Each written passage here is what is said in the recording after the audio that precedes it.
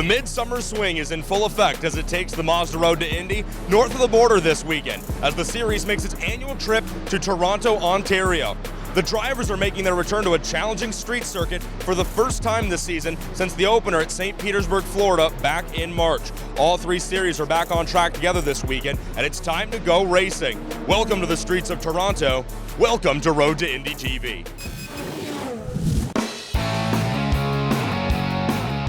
It's been said, racing is perhaps the only sport in the world where talent guarantees you nothing. Despite leaving the last race weekend at Road America in Wisconsin solidly 5th in the standings in the Cooper Tires USF 2000 Championship powered by Mazda, Jay Motorsports and their driver Luke Gabin have had to go outside of the sport to seek financial backing to make it to this round here in Toronto this weekend.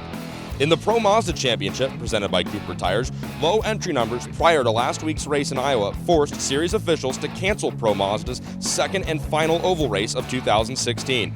In canceling what would have been the season's 10th round, the race will be made up at the season finale at Mazda Raceway Laguna Seca in September.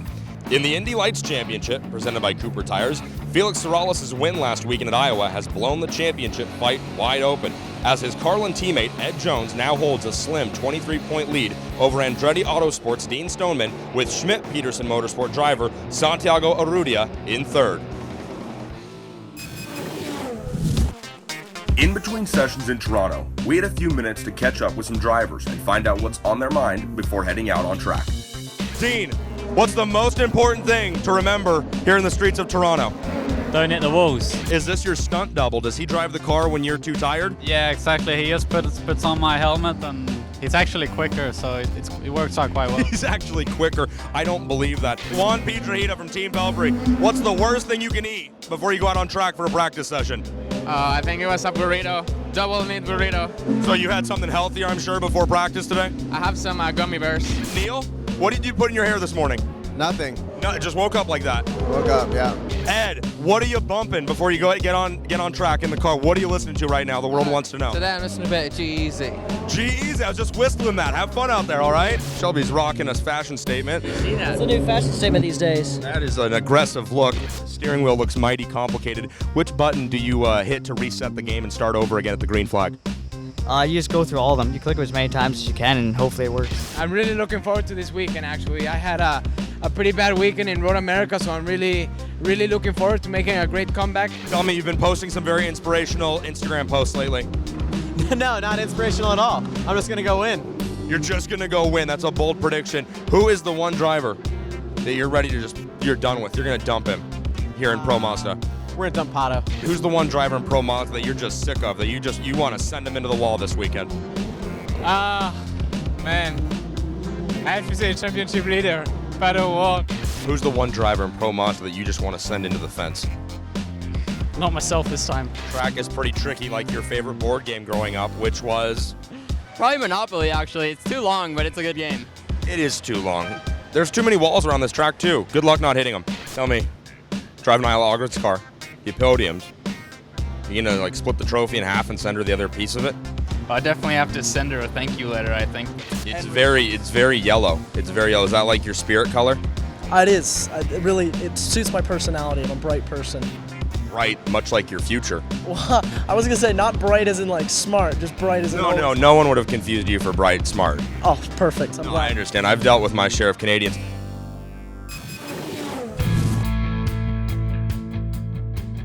This weekend we're in Toronto, Ontario, and we're doing, as the Canadians do, enjoying some world-class poutine here at Poutineville. I'm joined by two Carlin drivers from the Indy Lights side of things, Ed Jones and Mr. Felix Serralles. Guys, thanks for joining us tonight. Thank you for having us. We were talking about your sponsor a little bit earlier today at the Cooper Tires Q&A stage. Yeah. You got some sponsors. Yeah, so on my car this year I have 11, which is a nightclub in Miami. 24-hour nightclub, actually. Oh, Yeah, sometimes they need me to go in just to give Spice it things a up. bit of a boost, you know. Crowd lines up when Ed Jones walks in. You're at the nightclub every night. What's the move you're breaking out? What's the move that just gets the girls running? To you, not away. Oh, I do a bit of the robot, you know. Will you please have to show us that? So, start like that. Is this like that? Like Am I that. doing it? Bit of robot. Yeah, like that. There you go. I'm the dancing man. I want to ask you the question. You got Ed over here as a teammate. You got Neil Alberico as a teammate. Who's the guy under the tent that's a little bit more feisty out of the two of them, Alberico and Ed? Who's the guy that's ready to throw down when things don't go the right way? I think neither of them. I think I'm the feisty one of the whole bunch, you know. We did see you in Wisconsin call some people a wanker. Yeah, I mean, I'm very competitive, and you know, it's just how I've been brought up. I'm always serious. I'm always professional and very focused. Yeah, when things don't go right, I do seem to lose my temper a little bit. But it's just my competitive edge. I'm very competitive. Always been racing my entire life. My family raced, so it's in our blood, you know. So it's in your blood. And we're Puerto Ricans, so the Latino blood is definitely on fire. It boils. Yeah. You know, Felix, not a lot of time for love out on the road, okay? And I think when you're out on the road racing, you run into a lot of female admirers.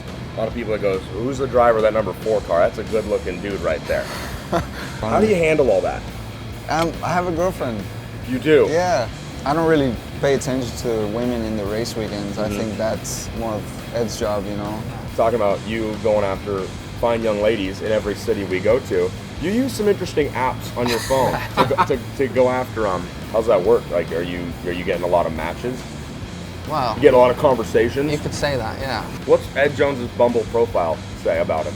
Farmer from Dubai, you know, back there, you know, moved to America, trying to chase the dream. You know, I started with the ex-camel racer. The ex-camel racer. That's how I got into the road of racing. Now let's get down to the down and dirty, all right? You come into this weekend on probation. Yeah. You're a bad dude. Yeah, I know. You come into this weekend as a winner. I'm a good dude. We've got a guest who's going to join us here in a little bit. You compete with him. Yeah. And I'm wondering if you guys can guess who it is, all right? He's going to come out and sit down right in between you guys here in a second. Is he on probation? He might be on probation. You guys ready? I'm really not sure who that could be. I don't know who it could be. I mean, there's 3 drivers on probation. You got Ed Jones. You've got Santiago Urrutia. Yeah. You got the one and only Dean Stoneman. Oh, he's not here. I just was hoping you guys. You know, would I really have to thank Dean actually for my preparation this weekend, because actually I was driving around on the simulator from his F2 championship around Toronto. Yeah. As him. Oh, as him. Yeah. How did that go? It's pretty good. You know, I did go into the wall a few times, but otherwise it was pretty good. Felix, what's everybody's deal with Dean? You know, it's just I think his European mentality has come over to the U.S. and he just hasn't adjusted to the rules over here. I think, you know, it's a shame because, you know, he's messed up a lot of, you know, races for people, but it is what it is. It's racing, and sometimes it's a little bit dirty. What are you guys doing when you're not at the racetrack? You said you like to train a lot. I'm very, very into my training. I like cycling, but now, last few years, I've been really into CrossFit. And, you know, it's a sport that, you know, I think has been growing rapidly, and I really enjoy doing it. It's something that I think in the future I'll try to create a business with something like that, you know. All right, Felix Serralles, tell me right now, you have another race tomorrow like you did today. If Stoneman or Rosenquist or any of those other jokers get in your way tomorrow, coming to the checkered flag, what are you going to do? I'm going to drive by them. Drive by them or drive through them? Drive by them. Drive by them or drive through them? I'm not a dirty driver. Drive by them or drive through them? Drive by them. What are you going to do? Well, I've been finding a few shortcuts around the circuit. Don't say that. The officials watch this, dude. Oh, yeah. Let's just eat some poutine. What do you say? Definitely. Carlin Racing drivers, Ed Jones, Felix Serralles, enjoying a night out on the town here in Toronto. Guys, thanks for coming and hanging out with us. Yeah.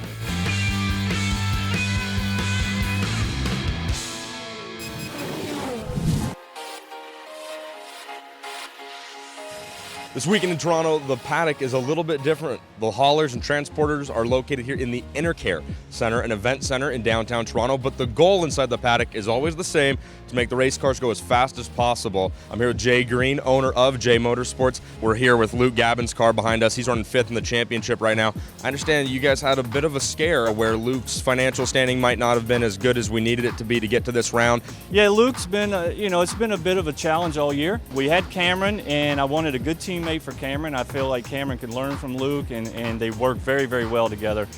Great teammates.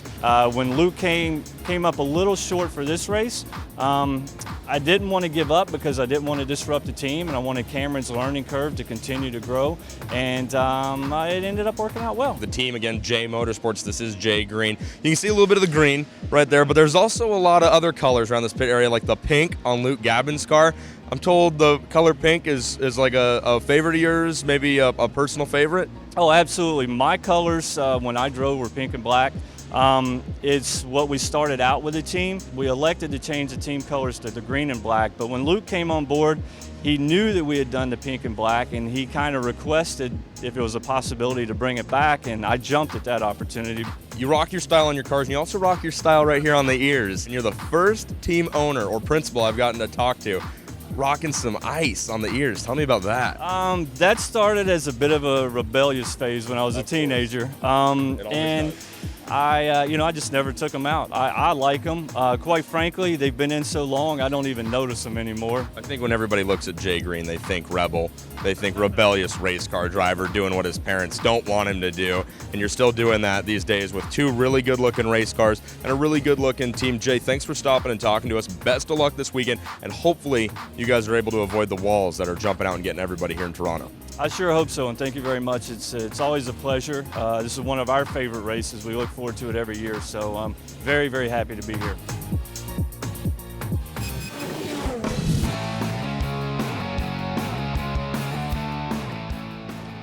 Toronto, Canadian for wildcard.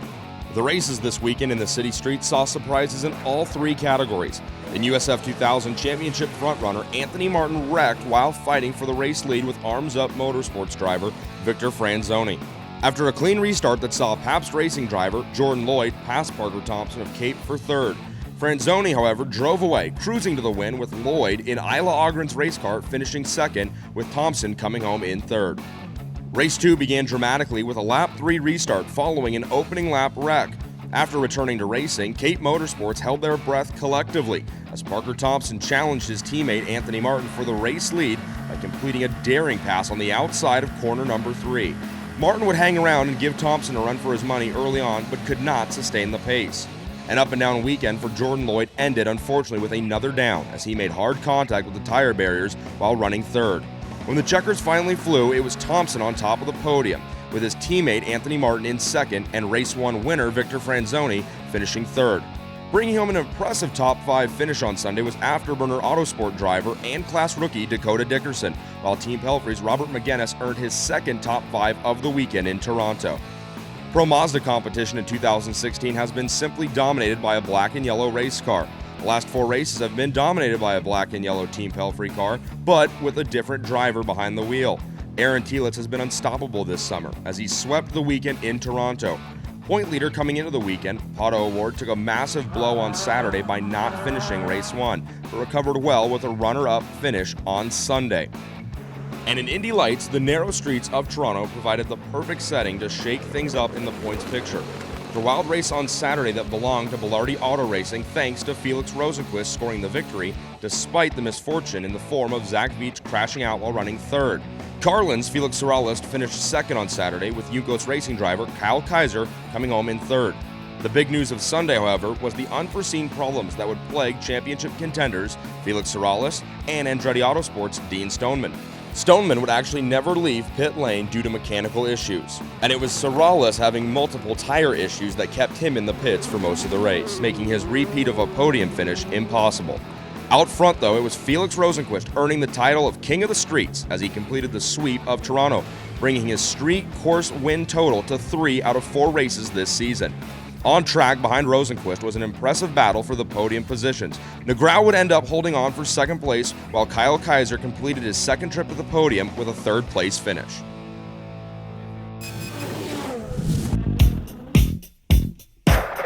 If the Mazda Road to Indy Racing had a theme song this weekend, it would probably be Another One Bites the Dust. Plenty of on-track attrition resulted in shakeups in finishes as well as the championship standings. But thankfully, we're done here in Toronto as we head back to the States. Next up, the Mid-Ohio Sports Car Course located in Lexington, Ohio. USF 2000, Pro Mazda, and Indy Lights drivers will all be on track that weekend, so it's sure to be #lit. For everybody on Road to Indy TV, I'm Tony Laporta. We'll see you down the road.